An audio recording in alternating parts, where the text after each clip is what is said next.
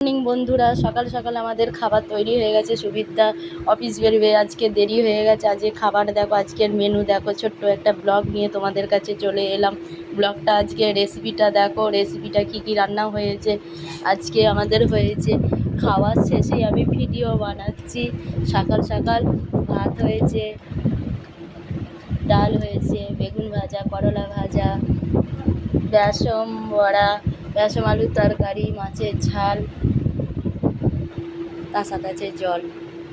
দেখো বন্ধুরা, সুবিধা এখন ভাত খাচ্ছেন, কলকাতায় যাবেন।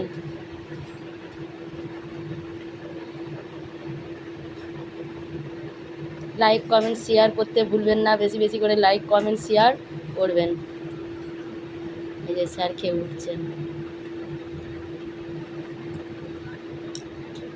57।